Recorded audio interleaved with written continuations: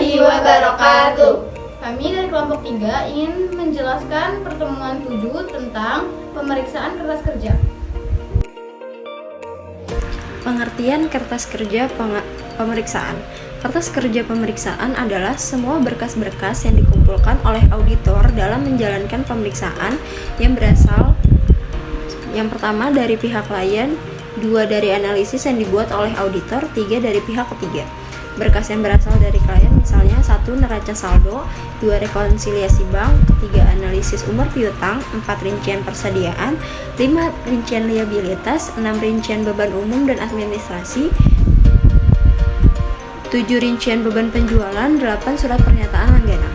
Analisis yang dibuat auditor misalnya 1 berita acara kas opnam, 2 pemahaman dan evaluasi internal kontrol termasuk internal kontrol questionnaires. Yang ketiga, analisis penarikan aset tetap, 4 analisis mengenai cukup tidaknya allowance for deadbats, 5 working balance sheet, 6 working profit and loss, 7 top schedule, 8 supporting schedule, 9 konsep laporan audit, 10 manajemen letter, berkas yang diperoleh dari pihak ketiga misalnya. Yang pertama ada piutang, kedua liabilitas, ketiga dari bank, keempat dari penasihat hukum perusahaan. Tujuan kertas kerja pemeriksaan yaitu 1. Mendukung opini auditor mengenai kewajaran laporan keuangan, 2. Sebagai bukti bahwa auditor telah melaksanakan pemeriksaan sesuai dengan standar profesional akuntan publik, yang ketiga sebagai referensi dalam hal ada pertanyaan dari yang pertama pihak pajak, kedua pihak bank, keempat pihak klien. 4. Sebagai salah satu dasar penilaian asisten seluruh tim audit sehingga dapat dibuat evaluasi mengenai kemampuan asisten sampai dengan partner sesudah selesai suatu penugasan. Untuk persiapan tahun audit berikutnya, kertas kerja tersebut dapat dimanfaatkan antara lain 1. Untuk mengecek saldo awal, 2. Untuk dipelajari oleh audit staff yang baru ditugaskan untuk memeriksa klien tersebut, 3. Untuk mengetahui masalah-masalah yang terjadi di tahun lalu dan berguna untuk penyusunan audit planning berikutnya. Current file dan permanent file. Kertas kerja pemeriksaan biasanya dikelompokkan sebagai berikut. 1. Berkas tahun berjalan atau current file. 2. Berkas permanen atau permanent file. 3. Berkas surat menyurat atau correspondence file. 1. Current file. Current file yaitu berisi kertas kerja yang mempunyai kegunaan untuk tahun berjalan.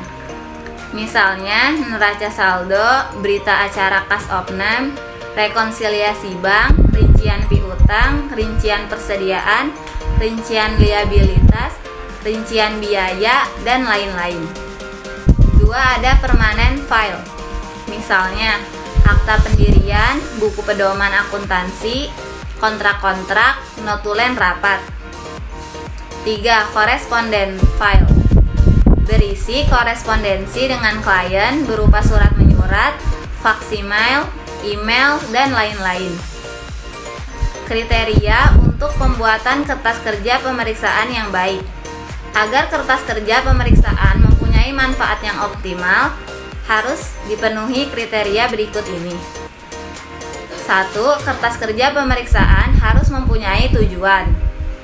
2. Harus dicegah menulis kembali kertas kerja pemeriksaan sebab banyak kerugian sebagai berikut. Yang pertama ada membuang waktu. Yang kedua dapat salah menyalin. Yang ketiga, dalam kertas kerja pemeriksaan harus dijelaskan prosedur audit apa yang dilakukan dengan menggunakan audit tick mark. Misalnya periksa aging schedule, cek penjumlahan dengan cara footing dan cross footing. Yang keempat, kertas kerja pemeriksaan harus diindeks atau cross index. Ada beberapa cara penggunaan indeks. Yang pertama alfabetis, yaitu dari A sampai Z. Yang kedua ada numerikal, yaitu seperti 1 sampai 2 dan seterusnya. Yang ketiga ada gabungan. Contohnya A1, A2, dan seterusnya. 5. Kertas kerja harus diparaf oleh orang yang membuat dan mereview working paper sehingga dapat diketahui siapa yang bertanggung jawab. 6. Setiap pertanyaan yang timbul pada review notes harus terjawab. Tidak boleh ada open question atau pertanyaan yang belum terjawab. Yang ketujuh, pada kertas kerja pemeriksaan harus dicantumkan 1. Sifat dari perkiraan yang diperiksa. Yang kedua, prosedur pemeriksaan yang dilakukan.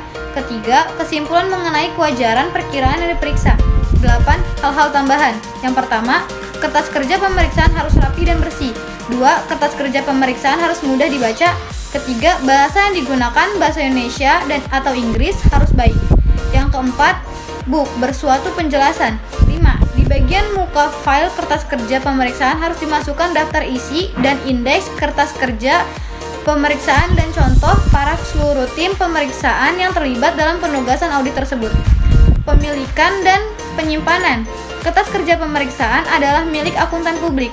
Hak auditor sebagai pemilik kertas kerja pemeriksaan terikat pada batasan-batasan moral yang dibuat untuk mencegah kebocoran yang tidak semestinya mengenai kerahasiaan data klien. Walaupun sebagai kertas kerja akuntan publik dapat digunakan sebagai sumber referensi bagi kliennya, namun kertas kerja pemeriksaan tersebut tidak dapat dianggap sebagai bagian atau pengganti dari catatan akuntansi klien tersebut. Bila ada pihak lain yang ingin meminjam atau mereview kertas kerja pemeriksaan, harus bisa diberikan atas persetujuan tertulis dari klien yang bersangkutan. Sebaiknya hanya di bagian yang diperlukan saja yang dipinjamkan atau diperlihatkan. Akuntan publik harus mengambil langkah-langkah yang tepat untuk keamanan kertas kerja pemeriksaannya dan menyimpan kertas kerja tersebut sesuai dengan peraturan pemerintah yang berlaku, minimal 5 tahun. Working balance sheet dan working profit and loss. Working balance sheet dan working profit and loss berisi angka-angka per book, audit adjustment, saldo per audit yang nantinya akan merupakan angka-angka di laporan posisi keuangan atau neraca, dan laba rugi yang sudah diaudit serta saldo tahun lalu yang bersumber dari audit report atau kertas kerja pemeriksaan tahun lalu. Setiap angka yang tercantum di WBS dan WPL akan didukung oleh angka-angka dalam top schedule. Untuk itu, antara WBS, WPL, dan top schedule harus dilakukan cross index. WBS biasanya terbagi atas WBS untuk pos-pos aset pasif, sedangkan WPL berisi pos-pos laba rugi. Top schedule dan sporting schedule. Angka-angka dalam top schedule akan didukung oleh angka-angka dalam sporting schedule. Untuk itu, antara top schedule dan sporting schedule harus dilakukan cross index. Top schedule akan memperlihatkan saldo per book, audit adjustment, saldo per audit, serta saldo per tahun lalu. Dalam top schedule biasanya dicantumkan kesimpulan atas pos yang bersangkutan, sifat perkiraan, prosedur audit yang dilakukan beserta tick mark audit adjustment yang diusulkan auditor dan diterima klien harus tercantum di sporting schedule. Sekian dari kelompok kami, kurang